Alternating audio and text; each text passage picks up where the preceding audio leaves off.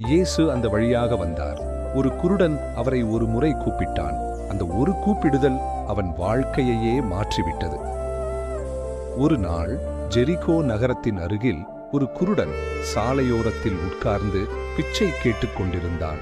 அவன் பெயர் பார்த்திமேயு. அந்த நேரத்தில் ஒரு பெரிய கூட்டம் அங்கிருந்து சென்றது. அவன் கேட்டான், என்ன நடக்குது?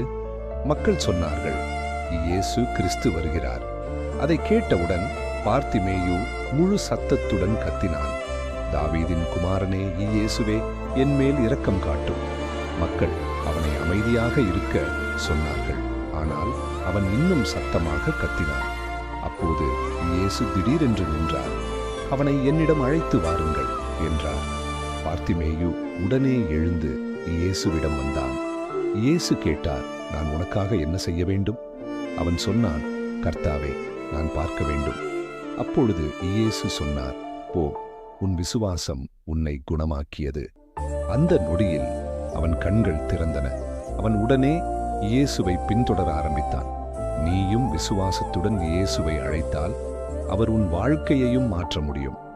இந்த வீடியோ உங்களுக்கு பிடித்திருந்தால் ஆமேன் என்று கமெண்ட் பண்ணுங்கள். மேலும் இப்படிப்பட்ட இயேசுவின் அற்புத கதைகள் வேண்டும்னா சப்ஸ்கிரைப் பண்ணுங்கள்.